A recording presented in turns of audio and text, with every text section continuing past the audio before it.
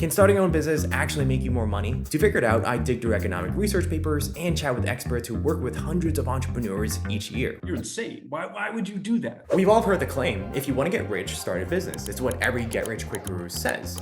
But is it true? I don't know, but people are doing it. Since June of 2022, more Americans are self-employed than at any other time since the 2008 crisis. And this surge in entrepreneurship isn't just happening in the US. There's also Spain, Germany, and France. And I can only imagine it's because they're making more money this way. So in this video, we're gonna figure out if starting your own business actually makes you more money. And if it does, then what's the best way for you to do it? So I started by researching if this claim is even true, because if it's not, then we can call it a day. After coming across a bunch of get-rich-quick articles and sketchy blogs, I found this book, The Millionaire Next Door: The Surprising Secrets of America's Wealthy. So this book is key because honestly, I don't feel comfortable using the biased, unsupported articles that I found online to back up the claim that starting a business can actually make you more money. But what's actually interesting about this book is that the author interviewed and studied wealthy people to learn their secrets, which means that we have real data to work with. So I'm hoping that something in here will tell me factually how most wealthy people got wealthy, so then we can start working backwards to figure this all out. Okay, so I just spent the past 2 days reading as much as I can to learn about how rich people got rich. And what's fascinating is that the way people got rich drastically changed over the past few decades because, well, actually, I'm just gonna draw it out for you. Okay, so Forbes has been publishing a list of the richest Americans since 1982, which is what I have right here. So I stalked the top 100 people on this list to actually figure out how they actually got rich. So in the 1982 list, 60% of these people inherited their wealth. There's like 10 DuPont heirs alone. DuPont, which the DuPont family got rich in the 1800s from gunpowder, and that money has been passed on ever since. But we see a huge change when we get to the Forbes 2020 list. Only about 27% of the people on the list actually got rich from inheriting their money. And out of the remaining 73%, 17% got rich from investing and 56% got rich from starting a business. So at least based on this data and the book, the claim start a business if you want to make more money might be true. But I'm not convinced. The data is pretty flimsy and it only measures the top of the extreme. It doesn't really capture the average people like you and me. So I spent the next few hours watching lectures and reading econ papers to figure out if this also applies for the average entrepreneur. And I think I found something. So first question, does starting a business make you more money? And the answer is yes, no. Maybe? So this study says yes, but only this in the says short low term. skills This one says entrepreneurs no, they make but less. Females do not. And I thought this was really weird. Why are there so many conflicting conclusions? And I was really confused until I read the next paper.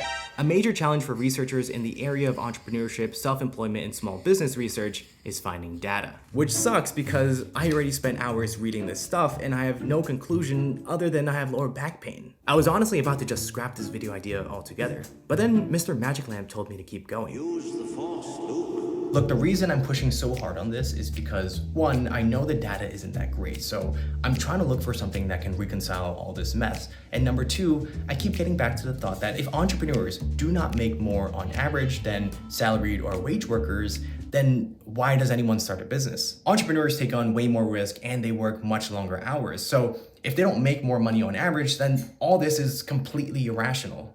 Okay, I got something. So apparently, self-employed people or entrepreneurs tend to underreport their income way more frequently than employees do. Almost 100% of wage and salary earners reported all their earnings to the IRS. But on the other hand, only 51% of self-employed earners did. And the reason is because they can. Self-employed folks have a greater opportunity to evade taxes because they're the ones reporting their incomes. But employees, on the other hand, have a built-in tax snitch, aka their employers. But here's the kicker. Entrepreneurs apparently also underreport their income on surveys because they have no reason to tell the truth, even if the survey is anonymous, which probably skewed a bunch of past economic data. So I'm thinking, if we account for this discrepancy, then it's possible for entrepreneurs to make more money than wage and salary earners on average.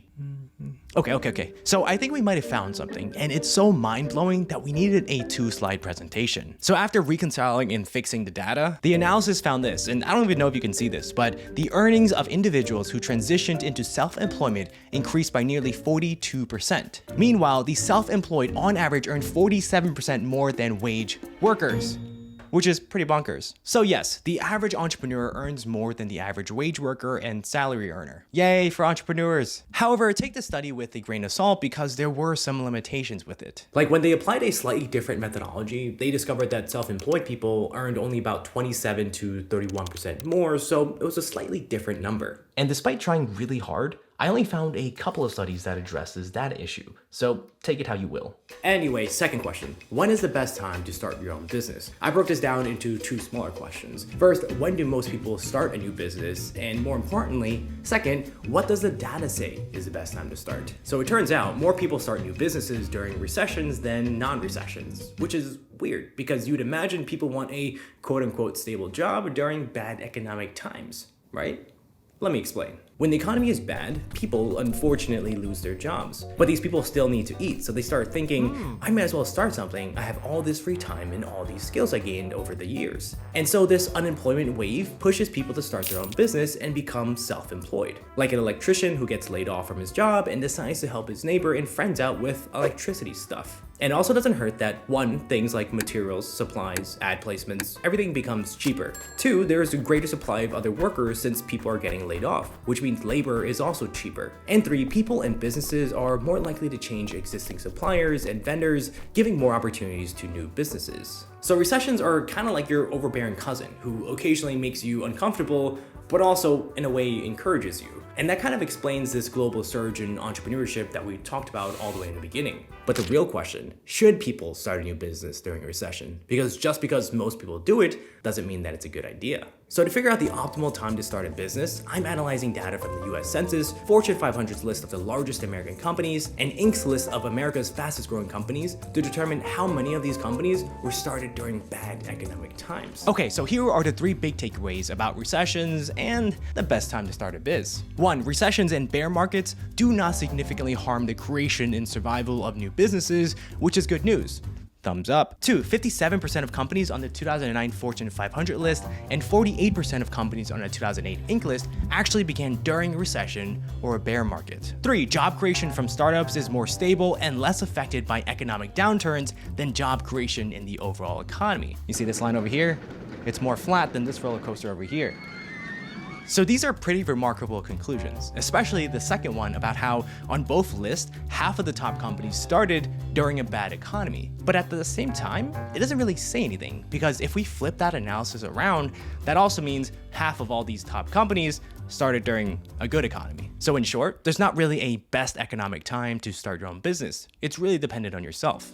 Alright, so it took me a few days, but I think I finally figured out how I can best share with you how to maximize your success when starting your own business. My name is Paul O'Brien. I'm David. Paul and David are both experts who help entrepreneurs grow their businesses on a daily basis. So I chatted with them to build a guide for you that actually works. But first, if you actually want to build a successful business, we gotta start with your idea. So how do you know if a business idea will actually be successful? When you look backwards at successful companies, and by backwards, I mean, look at what Microsoft is today. Look at what Facebook is today. It's not an idea. It's many, many ideas, most of which failed and were discarded along the way. Some of the best companies in the world pivoted their initial ideas several times. Instagram, for example, initially had nothing to do with pictures or videos. It wasn't even called Instagram. It was originally called Bourbon. Yes, like the drink.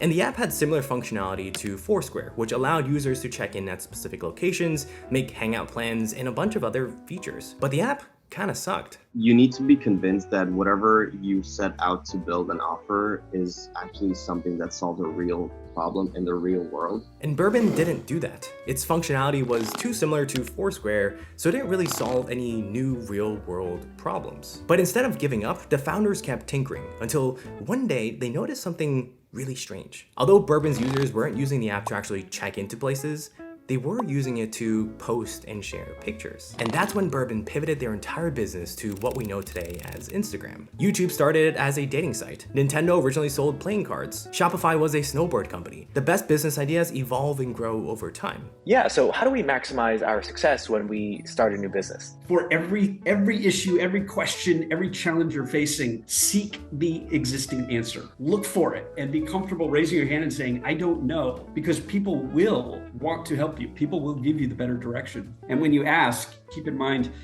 close your mouth and listen. And what are some things that people can start doing today? There's a lot of advice to read all the books and practice all the frameworks and the methodologies. I think there's more pragmatic, meaningful advice in recognize that most ventures these days can be built with existing internet infrastructure or existing software, and you really don't need to build anything. Instead of always doing things the old way or thinking you need to build something new to support your business, just spend a few minutes to look for existing software that can take your business to the next level. If you still pick up the phone to schedule appointments, you can automate it with scheduling platforms. Don't have a website yet? Use a drag and drop builder. Need to design something? Use ready-made graphic designs. Chances are, whatever you need to scale your business, the technology already exists. But what if you don't know about these tools or even where to find them? I think that what is absolutely key is to surround yourself with the right people. As a CEO of somebody building something, you can very easily find yourself in a situation where you feel isolated, lonely, and I think that it is absolutely crucial to have that support group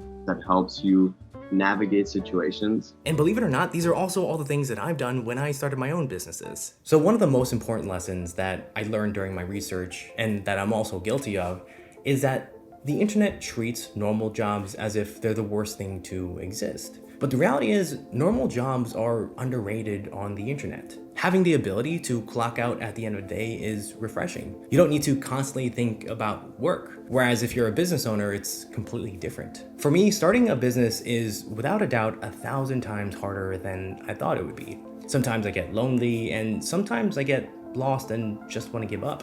But after doing this for several years, I can't imagine doing anything else. I get to dream a dream and make it a reality, which is such an amazing feeling. But you know what isn't an amazing feeling? When you receive a terrible gift. I found out the real reason why so many people are terrible at giving gifts. Watch this video to learn why the current way we give gifts is completely broken and how you and I can fix it.